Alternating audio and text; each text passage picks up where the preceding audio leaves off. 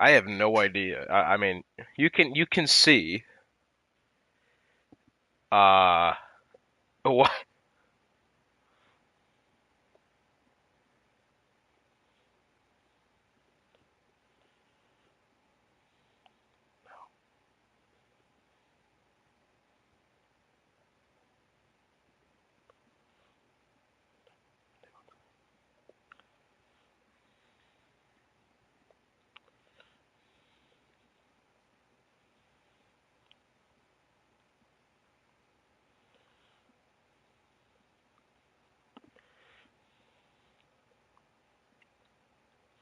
Goodness me, I have no idea why my what do you call it looks like this. Just want to make sure I'm in the party. Looks good. Link copied. Paste that to there. All right. Shuck blazing. We are here. We are ready. I think. Hopefully. Let me get my side-by-side screen up. Let me test the mic really quick. 1, 2, 3. 1, 2, 3. Very good. Okay, I have no idea why my cast looks like this, but it will, and it does. And this is just odd. Slightly nauseating almost. Appreciate y'all joining in. Again, I have no idea why the screen looks like this. Hopefully that doesn't have any problems during the race. But this game, as you couldn't have figured out by now already, kind of a piece of crap. So we are here now, and in Division One, first time this season. Hopefully not the last either. I think we have a couple more Div One assignments coming up in a few weeks' time. Not too sure at the moment, but my first going into Division One since well into last season. So it's been a little while.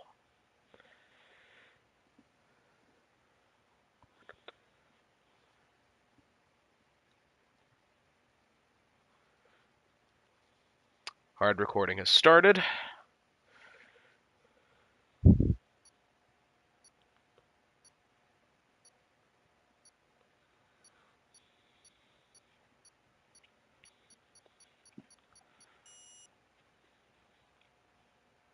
Well, good evening, everybody, and welcome to the fourth round of this Division One season here in the Midwest Esports League. Hotspot on the call with you for what seems like a very long time since I've been here in Division One, but I'm back at least for tonight only. The only league in the only division in the entire league being casted. But tonight at the Zandvoort circuits in the Netherlands, one of the most recent additions to the F1 schedule after hosting Grand Prix up until the mid 80s there. 1985, I believe, was the last time prior to the most recent Grand Prix being held at the circuit.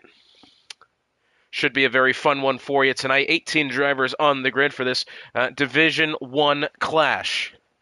That's one of the most difficult to overtake on circuits on the calendar. Obviously, very old school track. Reminds me a lot of Hungary, but now with the additions of the banked corners through Ari Leindyke turn 14, Kumo turn 13, and obviously the kind of bowl through 2 and 3. As well as turn 1s of Tarzan's got a little bit into it. But nothing too much, really.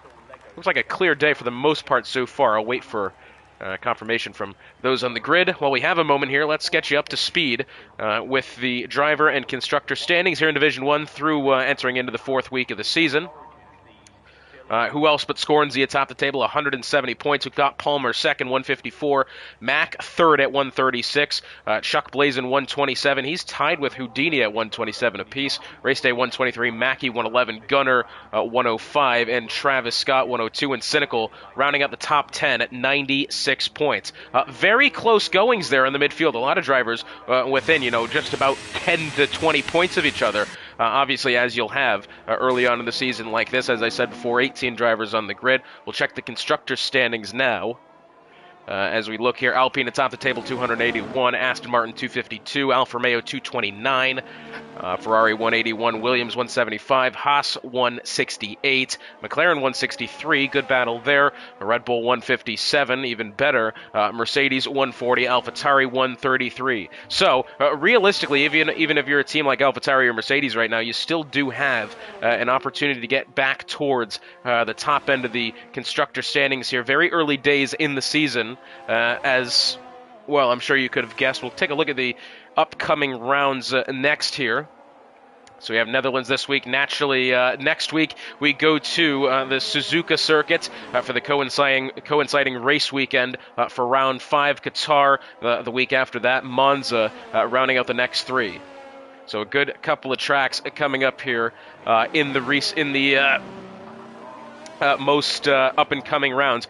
First driver around this track is going to be that of Mitch Burns in the AlphaTauri. Have yet to see a lot of Mitch Burns. Obviously, I don't see many of these Div 1 guys, aside from that of the DB to Best in the other Mercedes there.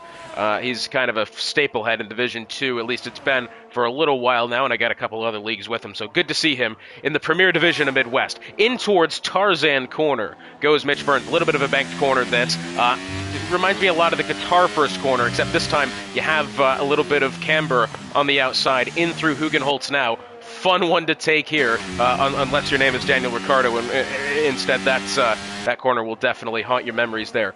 Through turns 4, 5, into the Rob Slotmaker corner, in towards turn 7 now. Down this little straight here towards turn 8, as you can see, a little bit tricky, gotta watch exit there, through the 9th corner, eventually in towards turn 10 after this. Turn 10's a fun one here, considering it does set up the run for this little DRS straight down into the Hans Ernst corner of turns 11 and 12, DRS being activated now. Down the straight in towards the Hans Ernst corner, 11 and 12 right now. Bit of a tricky combination, this, especially if you're trying to make an overtake. Big correction there for Mitch Burns, that would have hurt his time. Through the Kumo corner, and eventually the Arie Luyendyk corner, named after the Dutch racing driver himself. DRS activated there out of the banked final corner, which sits at, I believe, 17 degrees of banking, equivalent of that of Kansas Motor Speedway and NASCAR, as well as Las Vegas and a few other ones. But Mitch Burns a 109, 864. That looks pretty good. Immediately outdone by Dusty Lusky in the Haas. Been a while since I've seen a race with Dusty in it. Half a second clear of the AlphaTauri. The Plums has gone second. Good lap from him. About 0.3 of a second off. And then Joe Workingman goes 108.296. Gee, that's pretty neat, actually, getting to commentate on a guy's full name. But Joe Workingman goes first. Next across the line looks as if it's going to be one of the Aston Martins. It's going to be that of Scornsey, the championship leader, multi-time champion, undoubtedly the greatest driver in Midwest F1 history, has to be said. This guy has been a staple in this league ever since he's joined it. He's won so many championship. He's won just an incredible amount of stuff, and I wouldn't be surprised if some of these records that he does have just will never be toppled. This guy, quite honestly, is one of the best racing drivers virtually that you will see. Naturally, having won Season 3, Season 4, Season 7, Season 10, and 11. 5 Drivers' Championships. A bit spread out in different places. A couple of those won by Ryan Rods, 5, 6, and 9. And 5, 6, and 8. Race day winning Season 9. Scornsey currently on a back-to-back at the moment, looking to go 3 in a row. Bit of a Verstappen type of guy, this has to be said. Multi-time Constructors champion as well, as we do have the Plums. Well, I tell you what, where has the Plums gone off? He's hit the wall outside of the Arie Luyendyk corner. Scornsey to the line now, goes second, 108.639. But I'm just wondering what's happened there with the Plums. He's hit the barriers on the outside. Perhaps has he taken too much of the curb going through into the corner? Well, this is the lap we're looking with Scornsey now. Can I back up in my footage to try to see if I can spot what happened? That's a very odd place of the track to go off, that has to be said. And, well, yeah, I'm just thinking he's gone and straight hit the wall up the hill. That's a very odd incident there for the Plums, but unfortunately that is not exactly the best time. Is 109.610. It's a good time to have the board for now, but as you can see, we're already getting into the low 128s. Plums may have himself a very difficult qualifying session here and may start at the back of the grid. So Plums out early here. Looks as if we've got the AlphaTauri of, it looks like it's going to be the other one, of Gunner, making his way to the line now. Gunner is yet to put together a timed attempt. Next around the line is going to be that of Cali Robb. Let's see what kind of time the Ferrari puts together here. And to 6th place goes Cali Robb, 109.337. Not a bad lap at all there. Currently 6/1000ths of a second behind the Haas of Dusty Lusky. Not bad. Next around the line is that of Scornsy making his way into the pit lane. We do also have next one of the Williams drivers. It's going to be Chuck Blazin making his way into the final corner. I actually have no idea who Chuck Blazin is, I'm going to be honest with you. I think I've maybe casted 1 or 2 races with this guy, so I'm quite curious. Let's go along for his lap here. Through Tarzan Corner, in through the rest of this very difficult first sector. A lot of places where the back of the car can really get away from you with oversteer. Through Hugenholtz now. A difficult one. We do still see drivers cling to the inside apex of that corner. In real life, we'll see drivers take the long way around, as much they do in NASCAR on banked corners. Not the case here.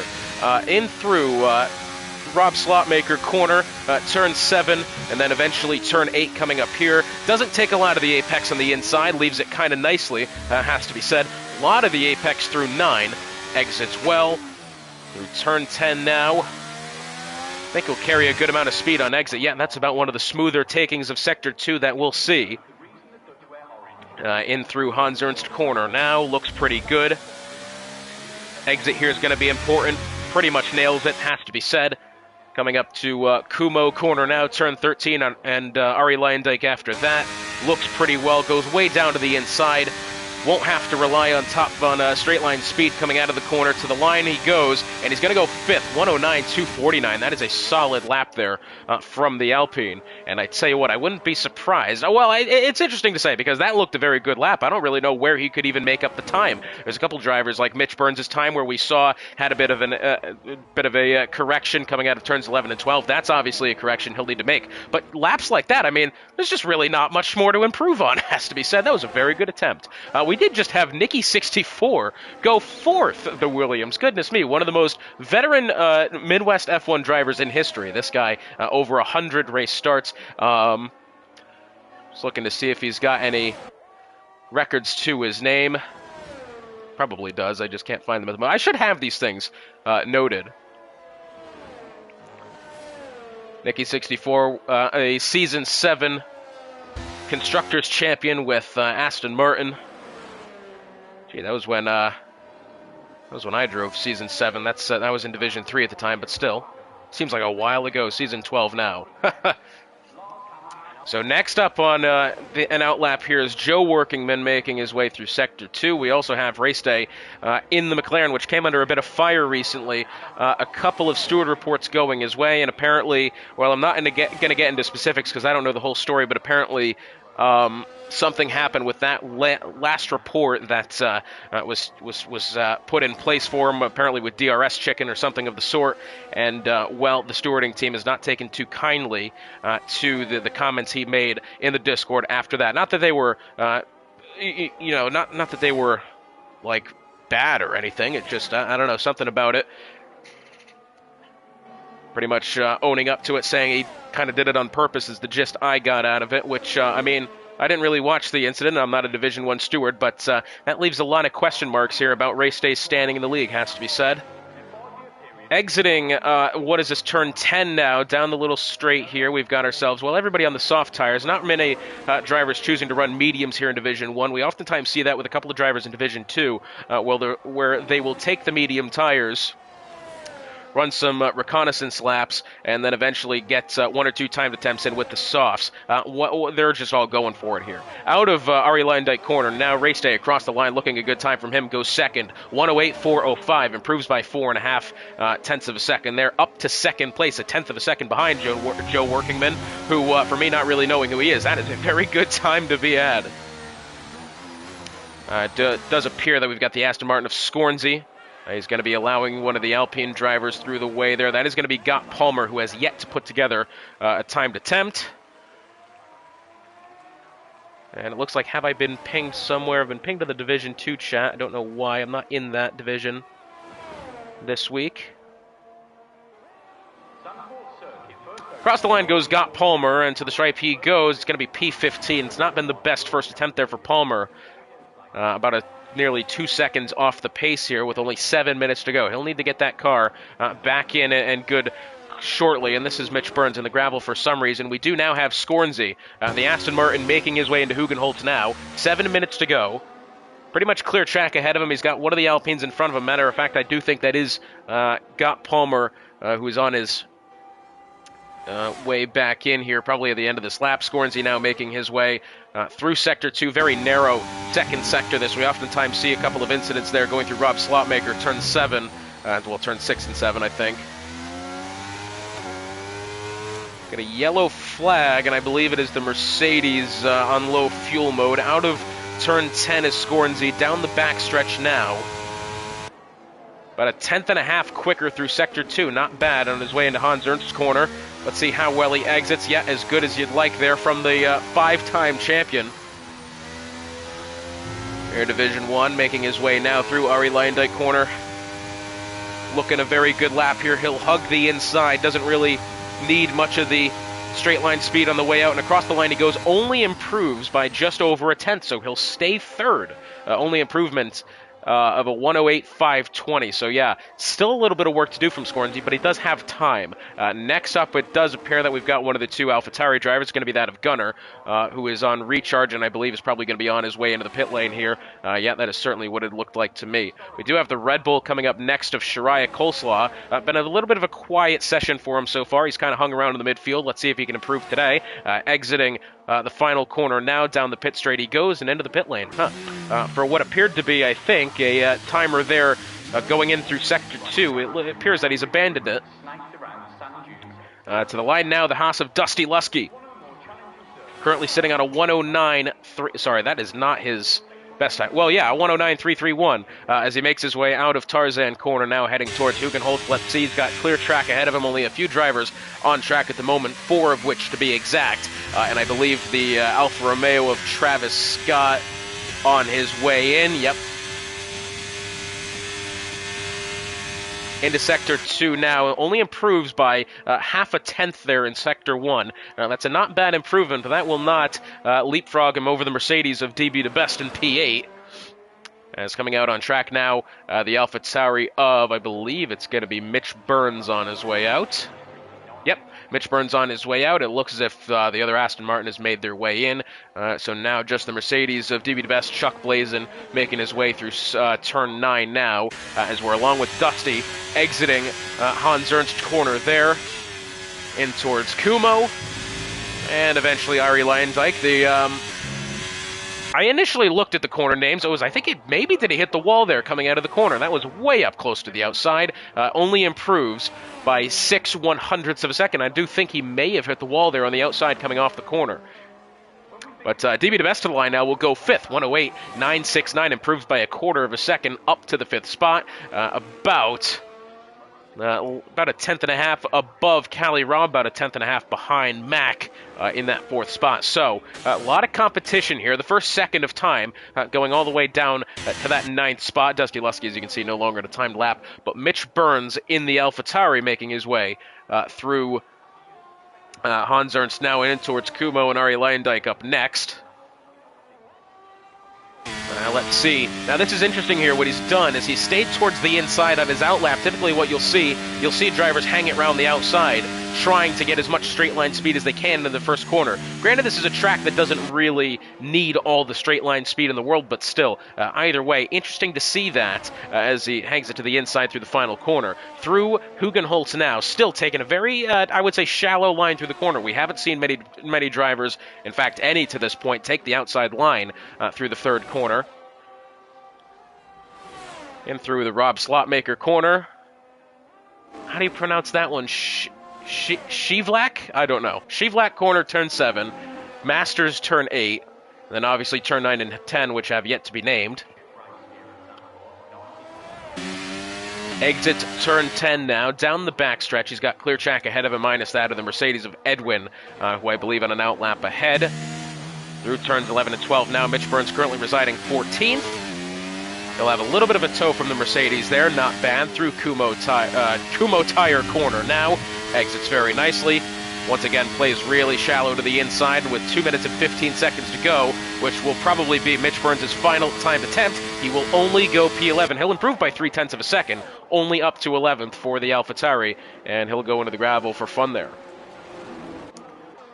Well, and I believe that was someone else. Had a big lock up into the corner. That was... I actually get to see who that was. Edwin making his way through Hugenholtz now, in through Hunsrug now. Turn 4. Rob Slopmaker, turn 6 coming up here. Shivlak, turn 7. As we're seeing now through Shivlak in towards Masters now.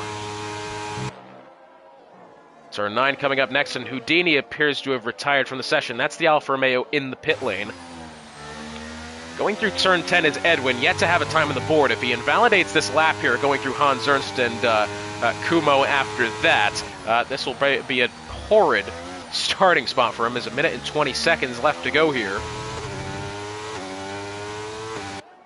In through Kumo corner now, 1 minute and 10 seconds to go. We've got all but 2 drivers out on track who are still part of the session. Plums and Houdini no longer. Edwin down to the inside, and across the line he goes. He'll go fourth, 108.556, now ahead of his teammate by 0.4 of a second, and within 2.5 tenths of the top spot. 4 drivers within 2.5 tenths as Joe Workingman goes 108.271. Only improves by 0.03 of a second. So, the door maybe isn't left open, but race day into the pit lane, that is going to conclude his qualifying session. Scornsy making his way now through Hunsrug and Slopmaker coming up now. Shivlak corner turn 7 and eventually Masters turn 8.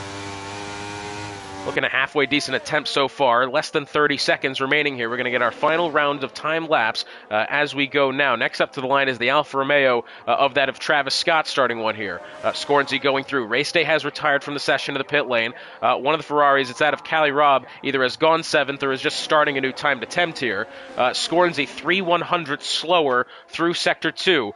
Doesn't really have a lot of room left to improve here. This will probably be the end of his qualifying session if he has yet to find some sort of miracle here through Ari Leindijk. Well, he had whoa, that was really close to the Mercedes there on the inside. Across the line is going to look Scornsy. To the line he goes, does not improve, 4/100 slower. Mack making his way now, who I believe might be on low fuel here. While he's not on the timed lap, it does appear. Making his way through turn 9 coming up now. We have the Red Bull up next of Shariah Coleslaw up to 13th. The other Aston Martin of Sui on his way into the pits. The brothers taking over the Aston Martin team. Sui retiring from the session. Next up, the Haas of Dusty Lufke. To the line he goes. Does he improve? No, slower by 0.9 of a second. So, one of the only remaining drivers here, Travis Scott, making his way out of the final corner, not on a timed attempt. Behind him, the Ferrari of Cali Robb. This does look like it's a timed attempt, and Cali Robb to the line goes 6th, 108.713, improves by 0.4 of a second. Next up, Nicky 64, who had a very good initial opening to the session, will not finish out his lap. Mack to the line as well, and that is going to do it for your qualifying session. Joe Workingman on top of the grid by 1/10 and a half over Race Day, the former champion of Season 8. Did I get that right? I hope I did. No, Season 9, close enough. Ryan Rods took Season 8. But Joe Workingman taking pole position here. He'll have a really quick driver to his inside, and 5-time champion on the row behind, as well as GSR Edwin. Sorry, Edwin. Multi-time constructor champion GSR Edwin. Won it in Season 8 with Ryan Rods.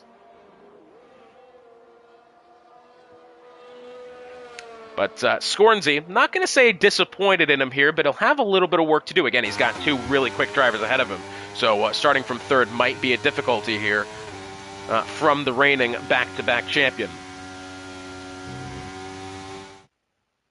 So your starting grid then for the Dutch Grand Prix, Joe Workingman on pole by 1/10 and a half over that of Race Day. Scornsy 3rd, Edwin 4th. Competitive top 4 there, the top 4 drivers within 0.3 of a second there. Palmer 5th, Kelly Robb 6th, Max 7th, 8th is DB to Best. Good effort from him. 9th, Nicky 64, 10th is Chuck Blazin, 11th is Dusty. 12th Suisse, a very polarized day so far for the Aston Martin brothers. 13th Shariah Coleslaw, 14th Travis Scott, 15th Mitch Burns, 16th is the Plums, 17th is Gunner, and rounding out the field, P18 is that of Houdini. Well, no indication that we're going to have rain here in the Grand Prix, but you never know. Should be a very fun one yet to come. Joe Workingman, great attempt, a lot of competition around him. Let's see if he can hold on.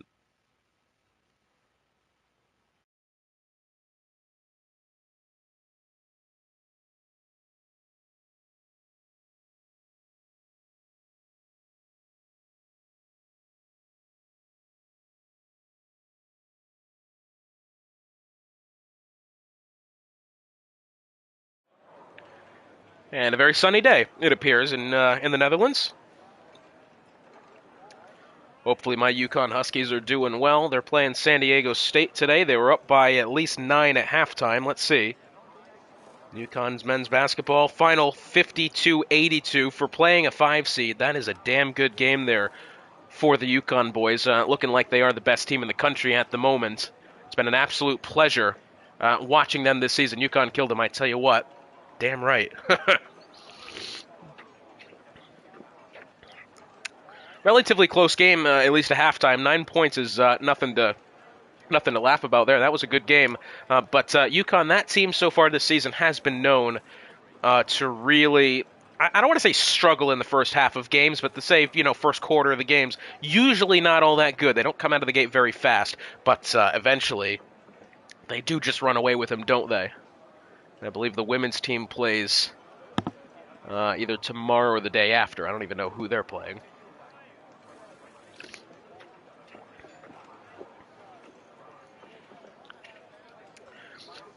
So again, clear skies it looks here for the Division 1 race. Be sure to drop your predictions now. Hit the like button, subscribe, do whatever you'd like. Once again, looking at the schedule coming up here, we do have Netherlands this week. Naturally, Japan coming up next. Dan Hurley is, in my opinion, best coach in basketball. I tell you what, Dan Hurley, I'm a little surprised he's not coaching a pro team somewhere because that guy knows ball. Qatar, April 11th. Monza, April 18th. Miami after that. Belgium, May the 9th. Imola, May the 16th. Singapore, May 23rd. France, the round I sponsored, May 30th. Canada, and then Austria after that. Has anyone let you know looking at a bright and sunny all race? Thank you, Nicky64. Nobody had let me know that. Appreciate it. That's good. We're going to get ourselves some proper racing here. It's interesting. We had rain in the real-life Grand Prix last season, as I'm sure if you follow F1 you quite remember, which was a very interesting situation to be a part of, because if you remember in the old games where Zandvoort was in, when the rain fell, it was a very difficult track to be able to handle. And if you're a NASCAR fan to that matter as well, or even IndyCar, you'll know racing in the rain on high banked corners like that just doesn't work, okay? NASCAR only just in the past couple of seasons has announced rain tires for tracks with 10 degrees or less banking. They've been trying it at a couple more tracks, but for reference, once again, that final corner, 17 degrees of banking, equivalent to, say, Kansas Speedway, Kentucky, Las Vegas, most of those cookie cutters like that. But so that was pretty interesting to be able to see that the rain still was able to allow racing at the circuit. I really didn't think it would. I thought the cars were just not going to be able to have it. But also when you think about it, they do have more downforce, and also come to think of it, they do race the Daytona 24 in the rain, so probably fine. But that was pretty interesting to me. So once again, I'll have you give a look at the driver standings coming into today. Scornsey, 5-time champion, looking to go back-to-back-to-back here, season 10, 11, and now 12, hopefully. He's ahead of Palmer by 16 in the standings, 170 to 154. Scornsey starting on the third spot of the grid today.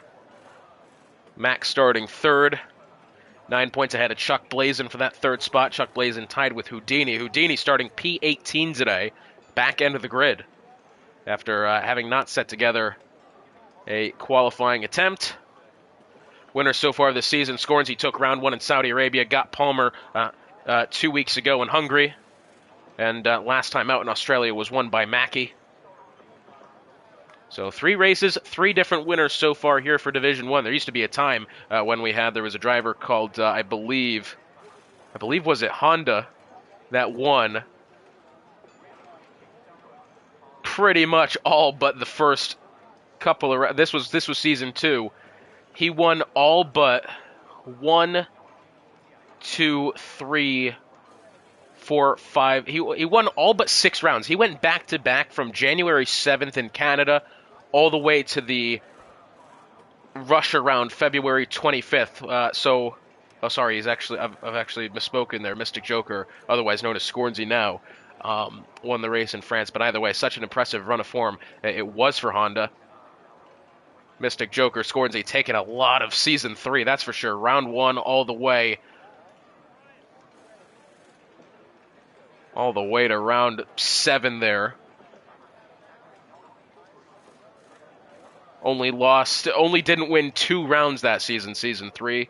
One of them to Matt Rosie and then Fred at the final round of the season. Scornsy, again, one of the more dominant drivers you'll ever see here in Division 1. It's been a pleasure to be in the league this long and to be able to watch the evolution of some of the drivers here. And for the most part, there's still a lot of core drivers.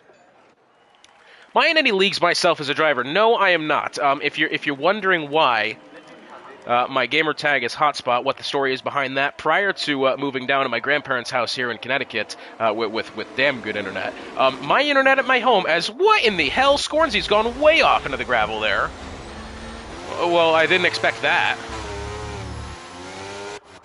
But anyways, my internet prior to coming down here to be for school was just my iPhone's hotspot. The internet companies do not travel a quarter mile inland down my driveway, as it's very unfortunate in the rural Ass Creek of Ass Crack in New Hampshire. So that would be my entire internet. I did race once, season 7. I raced in. I was started in Division 4. Had a streak of 4 podiums in a row before moving up to Division 3. Was I would say, a serviceable second driver there. Was about to win the Constructors' Championship with my teammate. And unfortunately got taken out in the second corner in Shanghai, and I haven't raced since. I did do considerably well in F2. We had an F2 league for the longest time here. First couple of seasons I raced in that, I think I managed 3rd in the championship the first full-time season, 4th in the championship next, and I think that was the time where we went on a bit of a hiatus. But I don't do much racing anymore, no. What I do now is I run the leagues, Dirt Rally and WRC leagues, which I love doing. That's probably the most favorite league that I've been in to race in. It's just such a good time. So if you're looking to join that, go right ahead. We do need the drivers. But that is what I've been doing. Commentating has been my bag. I would like to maybe... Well, I don't know. I'd like to race again at some point, preferably when the new game comes out. But, I typically like to, be able to get in there and understand, what the drivers are going through. But for the most part, since 22 and 21 and up through now, the games and the tracks have stayed kind of the same as far as what you need to take. But, so here we are now on the grid. As you can see, Workingman pointed straight into the first quarter. Race day pointed to the inside. The lights are going to be turning on here. Here we are then, 3, 4, and eventually 5 lights here in the Netherlands. And on their way into Tarzan Corner, they are off. And I think Joe Workingman got a very good start there. Race Day will try to make his way in a second, but Scornsy gets a better start around the outside as they make their way to the first quarter. 2 by 2, they file on their way in. Very clean start from everybody here, as you'd expect through Division 1. As we look back, Scornsy still side by side with Race Day as they go into Hugenholtz now. Race Day will probably have the advantage on the outside here, but gets a little bit held up with the Alpine of Gott Palmer down to the inside. And now he's going to be side by side with the McLaren here. Is the Alpine of Gott Palmer. Brilliant racing here for the 3rd spot. Palmer will edge ahead by the time they get towards Shivlak Corner and Master after that. And it looks as if Edwin does lose positions initially off the start, but holding position for now over Edwin. DB DeBest and Shariah Koltzloss side by side here. DB DeBest, I commentate at least 2 or 3 leagues with him in now.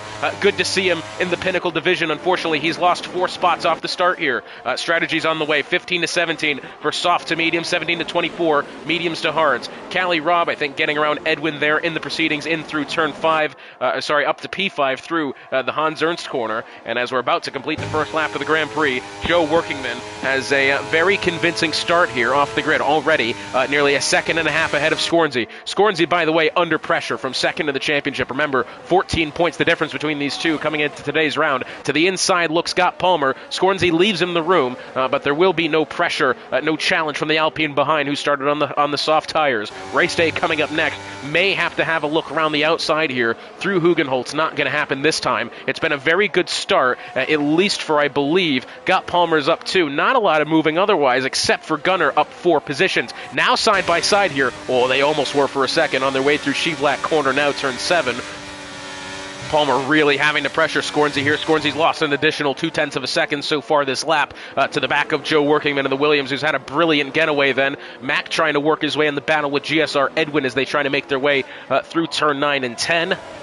And I think, and that's the McLaren of race day, who's had a massive shunt there coming out of turn 10. Virtual safety car on the way, and I'm afraid, I don't know. I think that may have just been pure error then from race day. I didn't quite get the chance to see it. He was at the back end of the picture, and that car hooked severely right into the barriers coming out of turn 10. Very odd place of the track to lose the car, and race day already now has a mountain to climb here. I'm just looking to see, was there any contact from the Ferrari behind? It didn't initially look as if there was, as race day down to P16 already for the Season 9 champion. Bit of a rough start there, and he's retired from the session, I believe.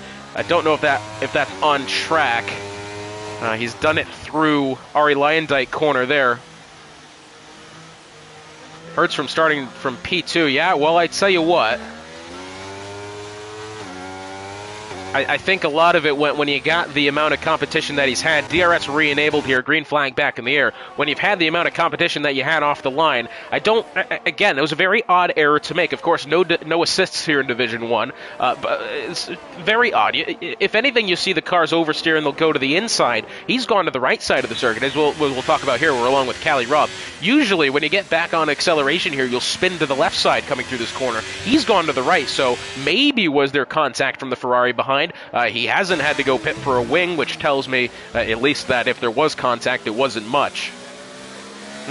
I don't know. We'll have to look at that one back later. Race day, his day, to an early conclusion now, but very unfortunate. Making their way now through Ari Lyondike corner. They'll have DRS this time. We do have a battle going on behind. Gunnar Adius getting around the Alfa Romeo of Travis Scott. Back up the grid here. Palmer down to the inside on Scornsy. Scornsy has not had the very best start to his day. He did improve a position initially, but now will be overtaken by the Alpine in question up to second place. Scornsy, who got away pretty well, but immediately started to lose ground behind the Williams, and now will lose that spot. And he'll have not necessarily a mountain to climb, as we have a yellow flag at the back. Mitch Burns, he's gone around on the entry to Hugenholtz there. Unfortunate for him. Thankfully, it doesn't appear that he's hit anything, and the track stays green. By the way, this is your look at the tire compounds. Most of the grid taking the medium tires. Only a couple of takers for the softs, that being Palmer and Gunnar, and then only 4 of which taking the hards. Mac, Plums, DB to Best, and Nicky 64. And I don't believe Nicky 64 has had a particularly good start. Neither him or the Mercedes of DB to Best, both down 8 spots here in the early goings. Unfortunate for them.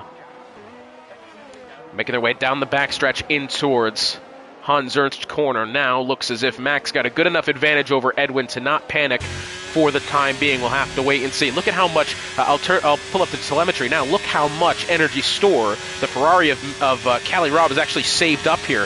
95%. It looks as if he's hardly touched the battery at all today. He probably hasn't really. That is a massive amount. To the inside now is Edwin. He'll get around Mac for the 5th spot as they make their way through Tarzan corner now. Looked as if that Mercedes is going to get away well enough to be unpressured by Mac heading into Hugenholtz. No real other immediate overtaking scenarios up the grid. Again, a very difficult track to overtake on. It's an old-style circuit that's much to a couple of other tracks, has been revitalized, revamped for modern-day Grand Prix racing. Of course, Niki Lauda winning the final Grand Prix held to the circuit back in, I believe, 86, as, Edwin into the gravel on the outside there, going through turn 9. A very odd place to go off, but what he's probably done is taken too much of the curb on the outside, going between 8 and 9, and that's probably what he's done. A lot of raised curb in that section. You'll either spin or you'll kind of bottom out from underneath it. That is definitely possible, and unfortunately there for Edwin, that one unfortunately has not gone well. Top 3 now, separated by 3 seconds, as Scornsy, I think, starting to get in a rhythm here. Workingman staying in a kind of stagnant pace, not really gaining or losing time to Got Palmer behind. I believe they're both even on tires. Now, Palmer's actually on the softs, so it would lead me to believe that those soft tires are starting to fall out of the good range of usage here. 6 laps in. Sui with a great start there. We have a yellow flag. Yeah, Sui up 5 positions, and if you haven't pieced this together now as we're along with him here, he is actually the brother of Scornsy in that third spot, the other Aston Martin. So a little bit of a brother team there. That's pretty cool to see. Sui for the time being, multi-time.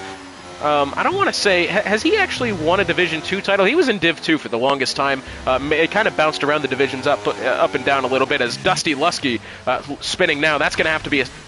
Well, I was going to hope it was only just a virtual safety car. The car has gone round on the entry to turn 9. He has lost the front wing, but Race Day had one worse than that and more close to the circuit. And, a very weak safety car has to be said, but the safety car out nonetheless. So that's going to negate any advantage Joe Workingman had over the rest of the grid. This is interesting here. Joe is actually going to be coming into the pit lane. I think that might have been a little bit early. He's going to have to go to the hards, most likely. And even then, I don't think the hards could last the next 30 laps of the Grand Prix. Perhaps a strategical mistake there, but it would have been a good idea to come in anyways. Sui winning the Division 2 title last season. That's why he's up now. Incredibly enough, Sui, despite winning the Constructors' Championship last season, has never won the Constructors' Championship in Division 2, although I do believe he helped win it with Scornsy, perhaps. Yes, he did. Season 4 and Season 5, the brother duo won the Constructors' Championship with Alfa Romeo. So, multiple cars pitting here. We've got every driver on the grid now having made a stop. 3 drivers to the mediums. That, I believe, probably 3 of the 4 that actually started on the hards. Now on the medium tire. Soft runners win big this safety car. Yes, they do. And for the most part now, everybody else on level pegging. Mac, one of the only drivers in the top 10 here with that advantage of being on the mediums for the time being. The mediums seem like they're going to last a halfway decent amount of time, but again, really early stop from the hard tire runners. I think that, or the current hard tire runners, I think that may have to warrant another stop towards the back end of the Grand Prix, but with 17 cars still on the grid, we may be looking at more safety car to come, and you know the old adage, safety car breed other safety car. So that would be my guess here. Looks like we've got all but Mitch Burns really close here. I'm just assuming Joe Workingman will not be leading the grid back to green this time. Of course, the safety car, the virtual race control, typically makes that decision by the time they get into Sector 3, and it does look as if it's going to stay out one more time. But Joe Workingman has started. Not sure how big the tire fall-off is. I would assume the stays green. I think the medium-soft would be the move. That may definitely be the case.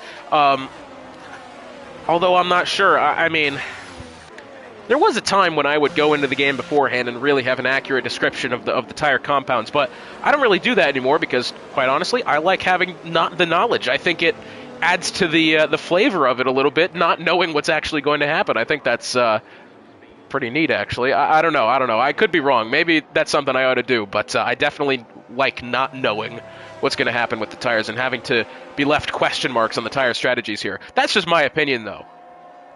Because again, I mean, these drivers are able to take these tires different lengths. Every single driver on the grid will be able to do different things with the tire, different amounts of conservation, different amounts of aggression. So the strategies are not going to matter. I would just go based off what the game said was the window for the tires, and I don't do it anymore because it's not worth it. It's just better to be able to go along for the ride and see what unfolds in front of you.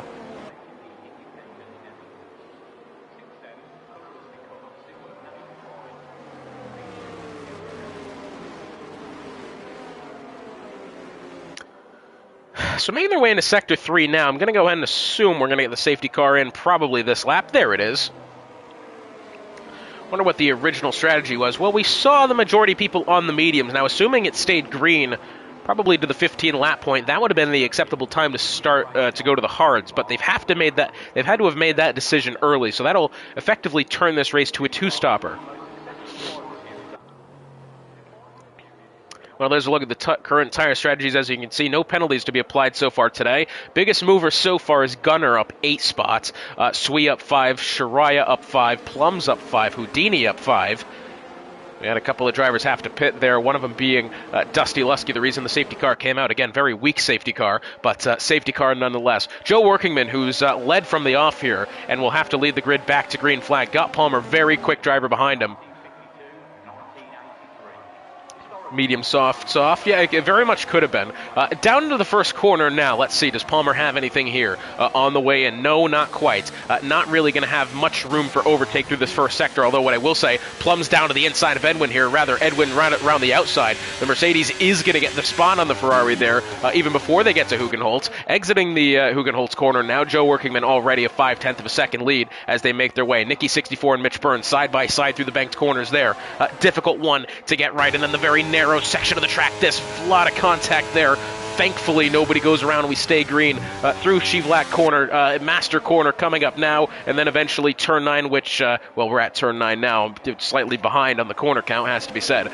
Through turn 10, Joe Workingman has a 5/10 of a second lead over Palmer. A little bit further back, Mac has 3/10 of a second, but he's not going to have enough real estate to try to get around Cali Rob here. Matter of fact, I would say this has been a slightly disappointing start here from Mac, coming off of the safety car with the medium tires. He is at the advantage over the rest of the grid right now, as well as Gunner and Plums. We've seen a little bit more movement from the AlphaTauri and the Ferrari, but otherwise not all that much. And Mac, for the time being, staying stagnant in that 5th spot.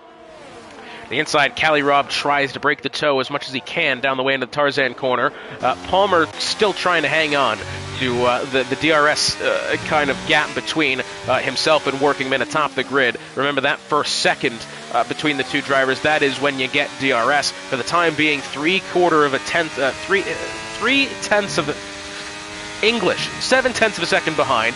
3/4 of a second behind Joe Workingman. He's starting to fall off a little bit, but what I will say is this. That Williams does appear to be better in the straight line. Through the twisty sectors like this, I think I would probably give the advantage to the Alpine so far. He's kind of holding on, and naturally, as you can tell, a lot more squiggly bits to this track than the straight line, so I would go ahead and assume that that's the reason Palmer is holding in on this, because that car just has a little bit more downforce tacked onto it. Plums and Travis Scott side by side. Plums will get down the left side on the way into the Hans Ernst corner. Bit of a bold place to make that move happen is Nicky 64. Oh, does he collide with DB there? Maybe a little bit on their way through, not much to raise the alarm bells, but they're going to be side by side in towards the Kumo corner now. A little bit more contact there, and I think DB maybe gets shuffled out of position, but now he'll try the inside way into the grass. A lot of contact there with Nicky. Somehow they've kept both those cars on track, and look at Mitch Burns through the middle. Is he going to get both of them into the corner? I think he just might, as Travis Scott's losing positions. Sorry to have to cut away from that. That was a brilliant battle, but as we look up the grid now,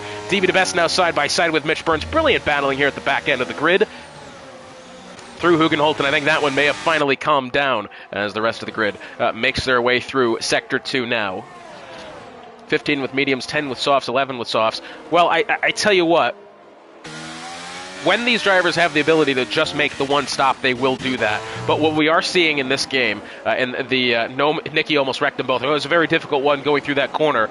Mitch Burns was, who was it there? DB was on the inside, got into the grass as well. Not a good place you want to be. DRS going to be activated here. Edwin with DRS back to Gunner, although he's not going to have a move with the DRS train kind of forming there. Yeah, very interesting kind of situation that was. I don't really think Nicky was necessarily at fault. Trying to go side by side is difficult through any part of this circuit, never mind the highest speed section of the track. That is the Aston Martin of Scornsey way down to the inside. Look how much time he actually lost to the back of Callie Robb there. That one nearly resulted in the overtake being made. Down the grid, here goes Gunnar trying to find the outside of the Red Bull of Shariah, but also has the Mercedes of Edwin down to the inside, and it looks as if Gunnar is going to be able to stay ahead for now, but very, very close here amongst P8, 9, and 10. Plum's kind of a little bit further behind as, I think the AlphaTauri nearly lost the car coming out of Hugenholtz there, and was able to hold on. But I think, again, when these drivers have the ability to just make one stop, that's what they're going to do. And 9 times out of 10, they're not going to be able to do it today, as they've had to pit early with the safety car and go to the hards. The hards are probably just not going to last the 30 laps they need to get to the end of the Grand Prix. So I would assume we're going to have one more stop, and I think that stop is definitely going to happen when the next safety car happens. I say if, but sometimes you just got to count on that sort of thing. It's a very difficult track, and still 17 cars on the grid. That's usually a recipe for safety cars to happen.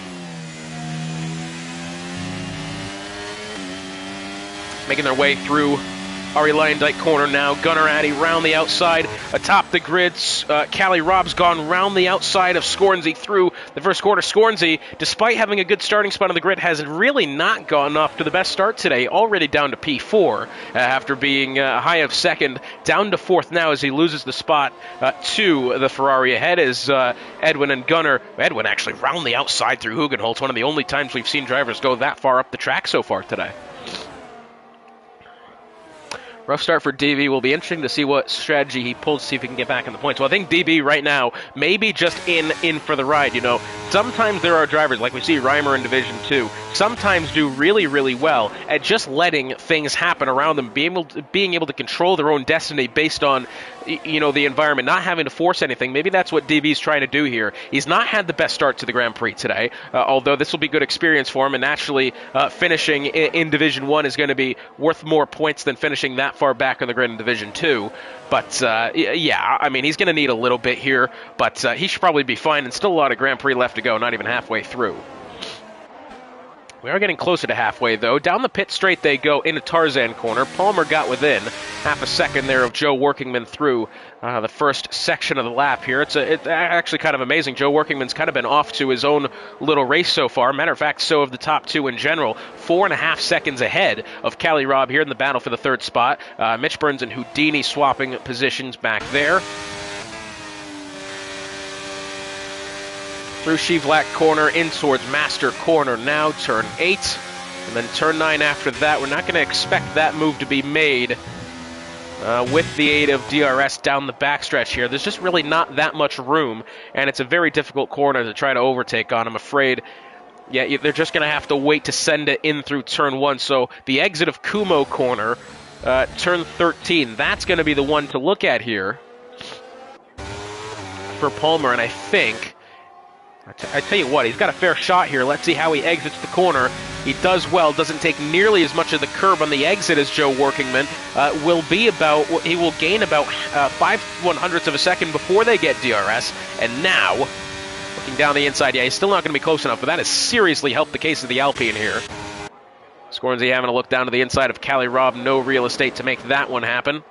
We do have Nicky 64 within a tenth of Houdini now, trying to find the outside. Nicky 64 on the medium tires. And he's gotten into the grass there, and I tell you what, that has not helped braking performance. Somehow he's able to keep the car. He was able to keep the car okay, but he's gotten into the grass there on the outside. Difficult game to play, that one. Not to look too far in the future, but it's definitely in the driver's mind who's going to box first and get under the cut to the leaders. Well, what we do see is the trend that we do see with pit stops. They're going to go, especially when you have a top two right now who are this far ahead of everybody else. You are going to copy those two driver strategies because at least you have a baseline. It's more of a comfortable thing. At least at this point, you have a baseline of what the pace is compared to the top two. If you try to mess around with the strategy too much, you don't know if you're actually going to benefit from it. And more often than not, if you're not prepared, there's contact there between Nicky and Houdini, making their way out of 10. Travis Scott down the inside gets both his teammate and the Williams in question after avoiding the contact there between his teammate and the Williams, which somehow all the cars stay okay there. I think maybe does Houdini have damage? Nope, doesn't appear that he does, as Scornsy was about a tenth away there from Cali Rob. But as I was saying, it's more of a comfortable thing because these guys here are more often than not just going to be able to look at what the leaders are doing and play off of them just to kind of keep them in sight. They're not really going to try to be too creative, especially if they can see they're losing time to begin with here on the same strategy. That's usually a very warning sign. As Mitch Burns and DB the Best, that's an accident coming out of turn 1, and that's a safety car. Oh, and I really don't know what's happened there. Mitch Burns, that is exiting turn 1, not even that far in the gravel to the outside. I think it was contact there with the Mercedes, and yet the front wing is gone on the Mercedes there.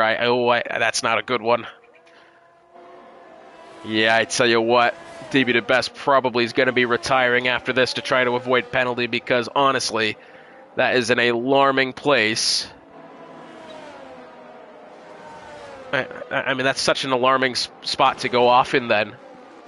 I mean, we'll see drivers lose the car and exit to the corner. Maybe that's what's happened. Maybe, Mitch Burns lost the car in front of DB and the Mercedes unfortunately made contact. But this was the second safety car that we kind of figured was going to be on its way.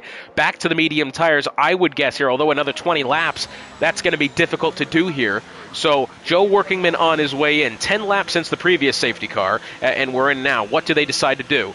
Medium tires going on for the Alpine behind. The Williams will decide to go to the mediums. Okay, initially I thought those were the softs. That was going to be something. So Joe Workingman will stay first. Palmer second. Cali Rob gets ahead of Scorns. I believe he's also gone to the mediums. Here, let's take a look at the tire strategies. Yep, so everybody's pitting's going to the mediums. Nicky, a 5-second penalty for speeding to the pit lane. Gunner to the mediums. Shariah to the softs. That's a little bold. Travis Scott to the softs as well. Houdini and David the Best yet to come in, but all but 2 so far taking the soft tires, or taking the medium tires. The 2 that didn't took the softs. And so now that would tell me they're probably... They may be okay. They probably, if this safety car lasts a couple of laps here, they may be all right. If another safety car happens, they'll have to think about pitting again, but at least for now, they've done the got to go mediums to the end, only other strategy, soft, and hope you gave enough time. Well, I tell you what, I'm assuming that the 2 that did go to the softs are expecting the other safety car to come out, another one perhaps. Not unheard of. I would not exactly bet money on it, but I would have the window open to try to convince myself to bet on it, but I'm not quite sold on that one. I don't know. It's an interesting dilemma though. But mediums to the end here. I mean, 20 laps on the mediums, that'll probably do. You're going to get 3 laps out of them under safety car here. That's probably going to be good enough. I mean, ideally, that will be fine enough to the end here. If you're in the back, got nothing to lose by going to softs. That's the case. I may have even wanted to go to the hards there. The bottom 4 guys were duking. Yes, they were, Sleigh Rise. That was a very impressive fight there with the bottom 4. I mean, there are times when that is just simply the case. We've got, the top of the grid and getting into towards the midfield do oftentimes, get themselves in line, and that's flat out from there. But I tell you what, there's a lot of competition towards the back end of the grid. It's very fun to watch. Usually I'll try to keep the camera glued to the top 4 here, or anything like this, top half of the grid. But I got yelled at by VTech back when we went to Las Vegas for the first time because he complained that I only focused on the top 2. Nicky seems to be the bad luck charm so far. Well, I tell you what, that definitely appears to be the case. 5-second penalty for his way in, of course, on slightly older tires as well. I don't know if he had wing damage or not, but anyways, yeah, I got yelled at by VTech once because I only showed the top 2 switching positions every lap when there was battling going on, and I watched the clip back, and yes, there were, so I'm doing my best to... Well, okay, in my defense, he should have been at the top, and he wasn't, so obviously I'm not going to pay attention to that, but, either way. Joe Workingman atop the grid here. He's led from start to now for the time being. I think, is he on pace for a Grand Slam? He very well could be. No, not quite. Palmer has the fastest lap by just about a tenth of a second. Safety car will be in at the end of this lap. As you can tell, we've got most of the people on medium tires, all but two, that being Shirai and Travis Scott. Nicky 64 has picked up 5 seconds of penalty.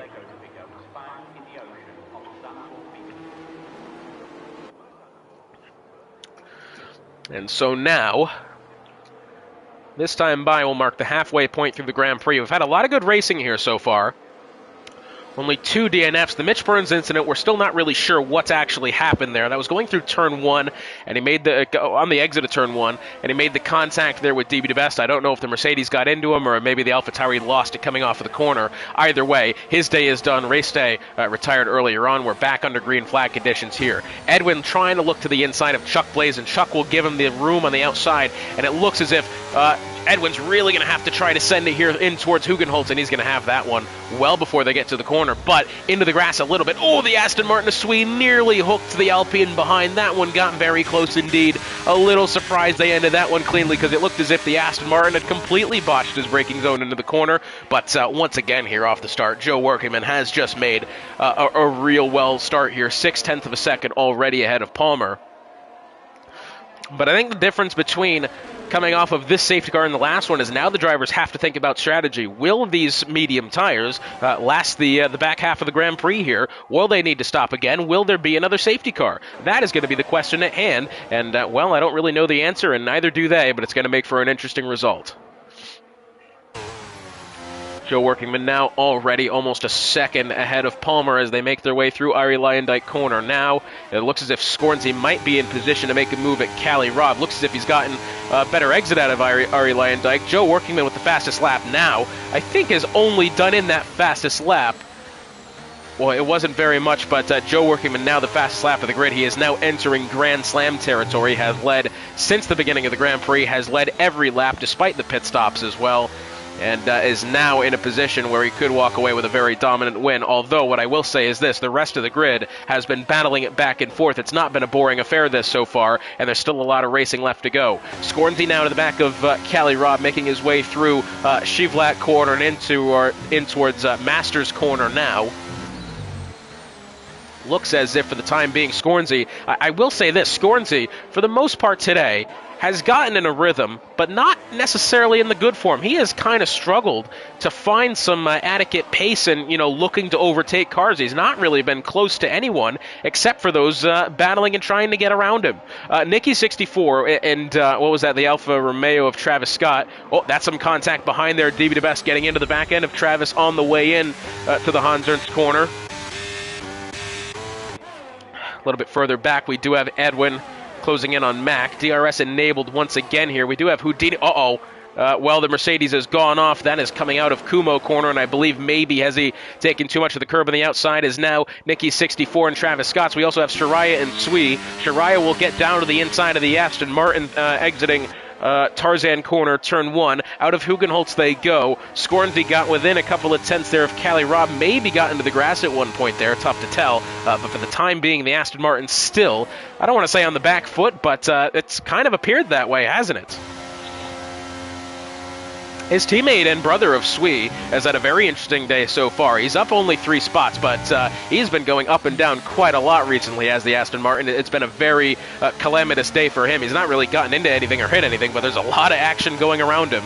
And that sort of thing does tend to play into a driver's mind when you got a lot of action going around next to you and you can't really do anything to control it. It does get a little bit worrying, doesn't it? Nicky 64 getting down the inside of Travis Scott through in towards Hans Ernst corner. Bold place to make it happen, but he's done it.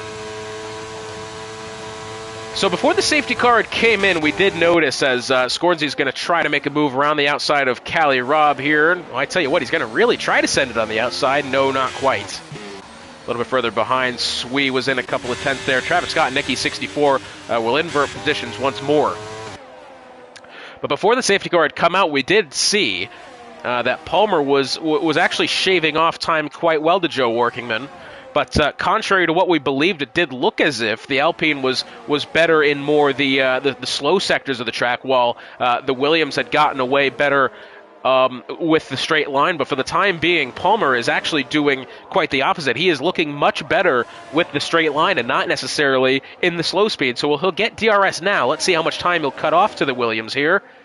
Well, actually, hardly any, has to be said. As Scorenzy with another 2.5 tenths of Cali Robb there, really all over the back of the Ferrari in question. But we stay with the battle for the lead for now as they go through Arie Luyendyk corner now, 7 tenths of a second.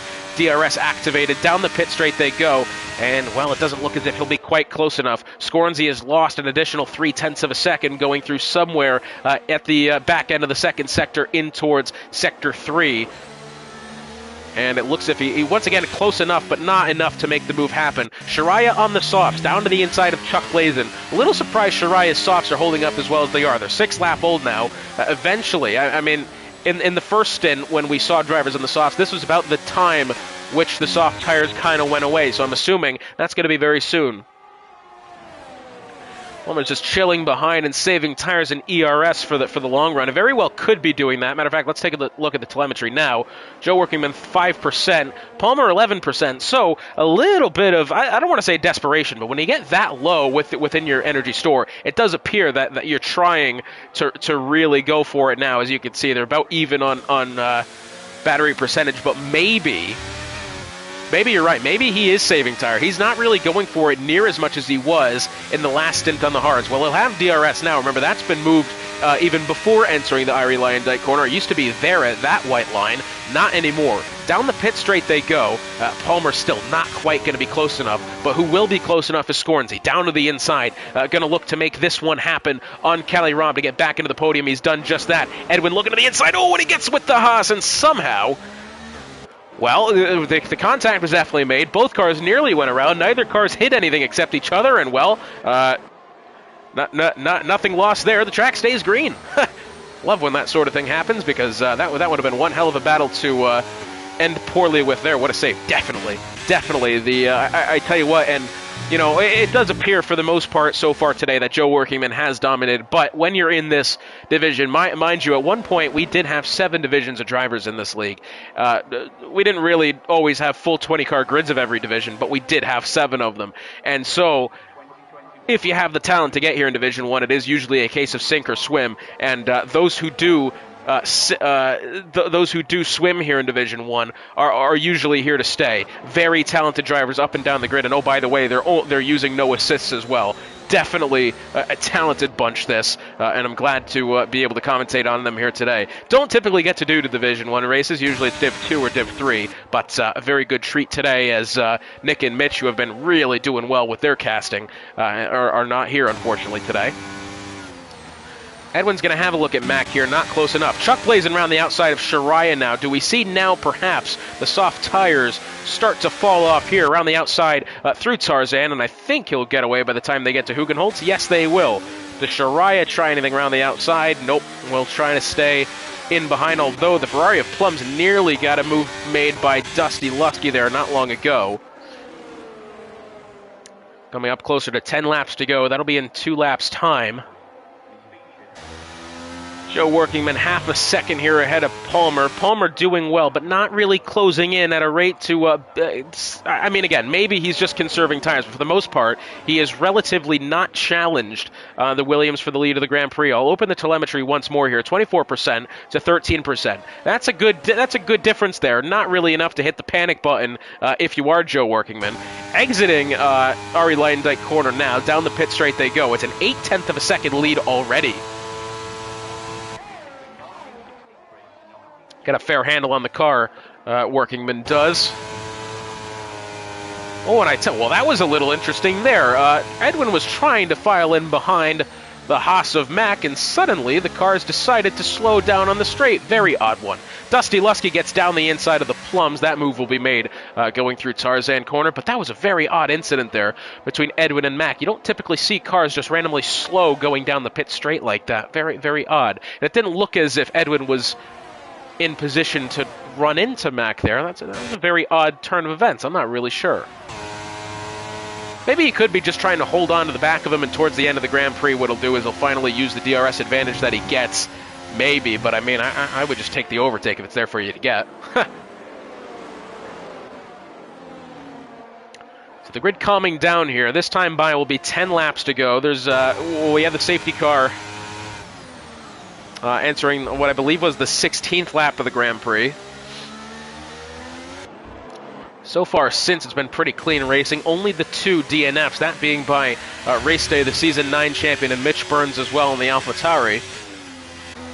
Unfortunate days for the both of them. Again, we still really don't know why Mitch Burns crashed out the way that he did. For the time being, though, Edwin will get down the inside of Mac, finally making the move this time after holding out the previous lap. Dusty will get down the inside of Sui in towards Tarzan as it looks Shariah and Chuck still holding on here. Gee, I'm a little surprised with the longevity of the soft tires on the Red Bull of Shariah now. You'd expect anywhere around that 7 lap mark to kind of have those tires fall off, but no, for the time being, still really well here for the Red Bull.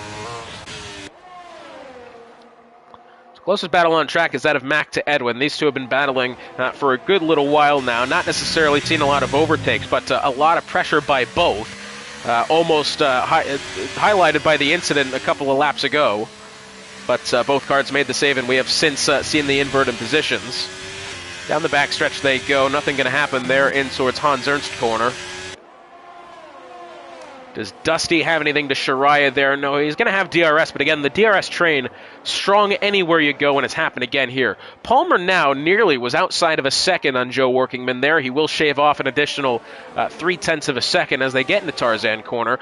Palmer now, well, yeah, he was temporarily outside of DRS. I'm wondering what Palmer's doing here. I mean, he had a few opportunities where he was within 0.4 of a second and just didn't quite have the ability. Oh, look at this, 3 wide into the corner, Dusty around the outside, Shariah down the inside, and Chuck Blazin kind of gets swallowed up there in the middle, but after it's all said and done, none of those positions actually change. That would have been a ridiculous maneuver into turn 1 for Dusty. He had the outside of Chuck there, and as they went into the corner, Chuck kind of got him back, so well done by Chuck to end up holding position, and that could have been much worse. But now, as they exit turn 10, this time I believe Palmer will be outside of DRS.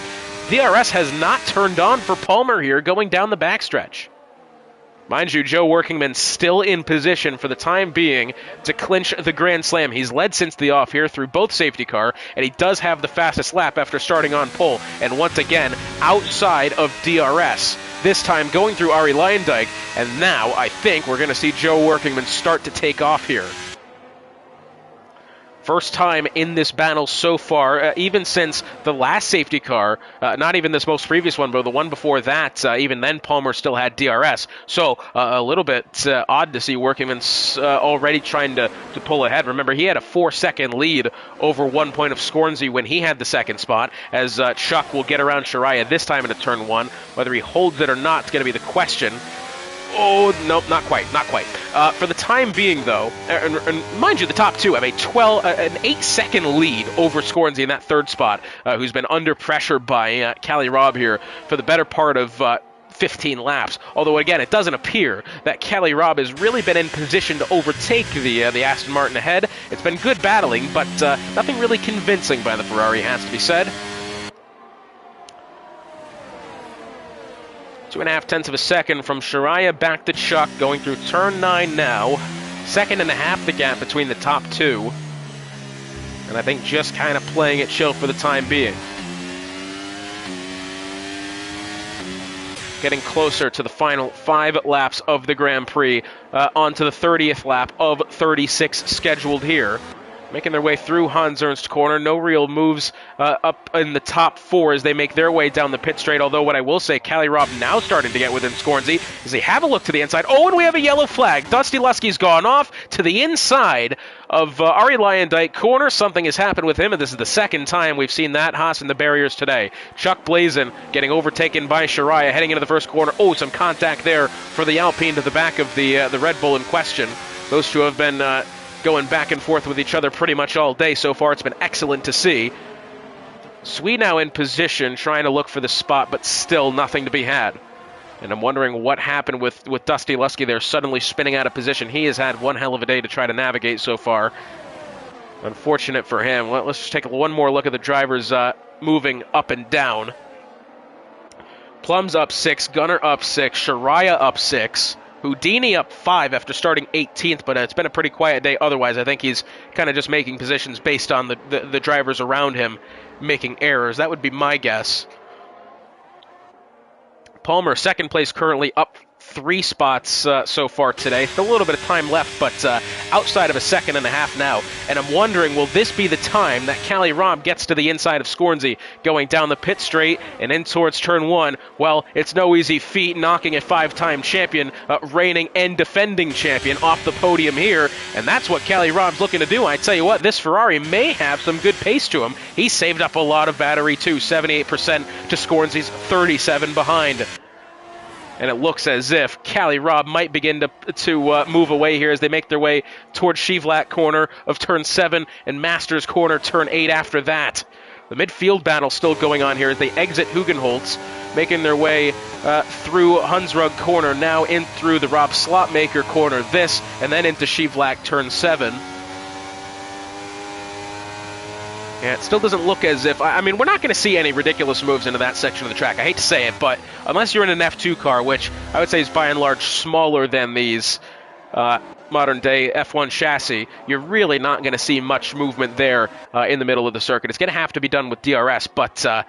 you know, I will say this. The impact that DRS has in the sport is a lot more than people tend to believe, as I think now... Yep, 5 laps to go here. 32, 33... 4, 5, and 6. 5 laps to go here for Joe Workingman, who again on the brink of taking home a Grand Slam victory today. Scornsey kind of has, I don't want to say has fallen off this race, but that car, after starting third in the grid, has really not looked to have had the pace that we initially thought he'd have a choice of. Remember, the top 4 in qualifying were within only 0.4 of a second of each other. It was a brilliantly close qualifying session. And since then, Joe Workingman has really pulled away, now outside of 2.5 seconds. As ahead, Swede nearly looked like he was going to have a move on Chuck there exiting Hugenholtz. Not quite, but either way, bit of a look there. Tell you what, that Alpine really looks to be struggling for pace at the moment. Swede and Plums are kind of, I don't want to say piling up behind Chuck here in question, but Chuck not necessarily closing in on Shariah. Shariah, of course, 10 seconds behind Mack for the 6th spot as they make their way through Ari Lyondike corner now to begin the 33rd lap of the Grand Prix for these two. Scornsey down the pit straight he goes. Saved up 40% battery. Does he have a look now on Callie Robb? No, he'll hang it in behind the Ferrari, who has 20% more battery to the good over that of the Aston Martin question. Down the pit straight they go. Does Chuck have anything on Shariah now? I tell you what, the longevity that Shariah has been able to take these soft tires after coming in at the back end of the last safety car. 16 laps on the soft tires. Have yourself a bow, Shariah, if you're able to still contend for this position. And look at him go. Around the outside, looking Swede going through the corner now. He'll have to try to hold the outside, and he will get around Chuck. Exiting Hugenholtz corner, Swede has gone the long way around and has taken the position away from the Alpine. Very rarely have we seen that move been made, and now Swede can have the opportunity to battle for the 7th spot, which I think Shariah, well, it has to be said, Shariah has done very well in keeping the spot for the time being, but there comes a limit, and I think he's going to find it very shortly here. Meanwhile, Scornsey now, oh, we have a yellow flag. It's the Williams of Nicky 64 coming out of turn 9 on the way into turn 10. Whatever the incident was, it's been cleared. As they make their way into Hans Ernst corner now, Swee still in position, but not quite close enough to make anything happen. 3 laps to go, this time by a little bit further behind. Mack down to the inside of Edwin. He'll get the 5th spot. Scornsey still 0.3 of a second behind Callie Robb, not really close enough to battle for the podium. Down the pit straight they go. The Ferrari of the Plums around the outside, and it looks as if he's close enough to make this happen. We've got the Alfa Romeo of Houdini off at the back. Swee around the outside of Shariah Coleslaw. 4 cars here stacked up like NASCAR, 2x2, as they make their way into the banked corner of Hugenholtz now. Oh, it's going to be a difficult one. Swee, I think, got shuffled out there a little bit. He was alongside Shariah, but you really don't want to go side by side there on the way into Hugenholtz. It's a hefty little bump there between the transfer from 2 and 3. It's a difficult one to get right, and I think that's why Swee's backed out. He was in a very unfavorable position to be able to try to hold the spot. It was probably just not going to end well, and that's why he's backed out. So now, as they make their way through, by the way, Mac and Edwin kind of closing in on this battle for third, mind you. 2 laps to go now for Joe Workingman, who has led this Grand Prix from start to finish. Again, Grand Slam territory here. He has Grand Slam by about 0.2 of a second. Kelly Robb tries to go way down to the inside. It looks as if he'll try to hold the spot over Scorsese here. It looks like he will. To the inside now, I believe Mac did get around. Edwin got around Mac in the proceedings there. Scorsese was about 1/10 of a second away from Callie Robb. We'll go back to that in a minute. Here's Swee, 0.2 of a second. We'll try to find the outside of Shariah. Shariah's 17 lap old, soft tires, still holding on to 7th spot. This is a mega drive from the Red Bull here. If he's able to hold on to these positions, I would definitely consider him driver of the day. And he's got, going through Hugenholtz, the penultimate time now. Again, if the overtake is to be made, it's going to have to be done with the aid of DRS, and I'm thinking Shariah might just be able to hold on to it here unless Swee decides to go gutsy to try to overtake the Red Bull. It'd have to be one of the best moves that Swee's ever made, unless it comes within the DRS range, which it looks like it's going to have to be, as they make their way now through 9 and 10.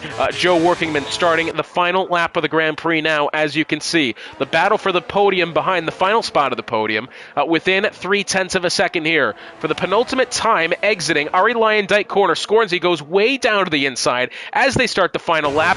Scorsese's going to have to try around the outside here, and he will. And it looks as if, has he cleared the Ferrari? No, he's gone deep into the braking zone, going through Tarzan corner, and Callie Robb has kept the 3rd spot.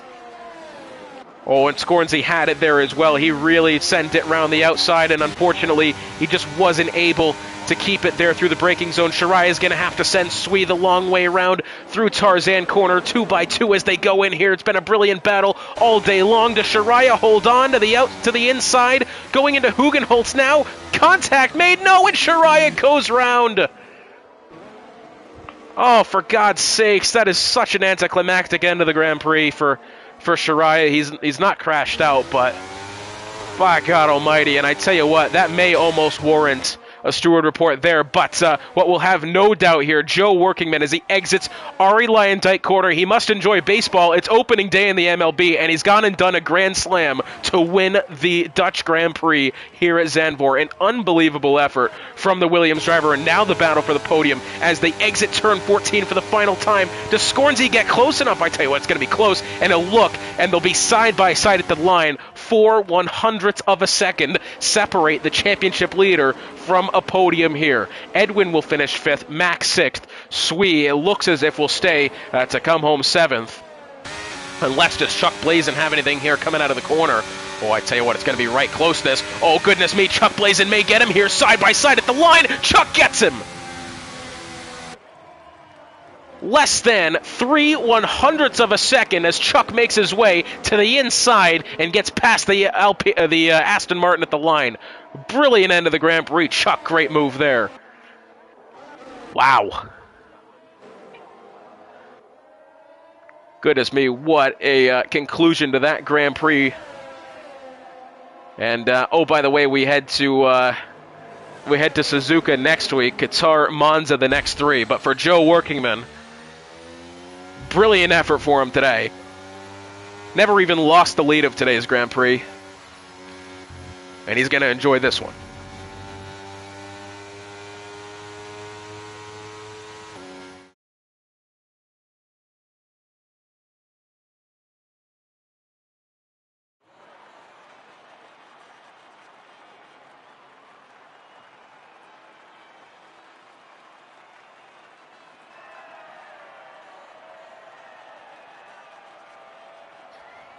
He was aggressively shaking that guy's hand. Goodness me.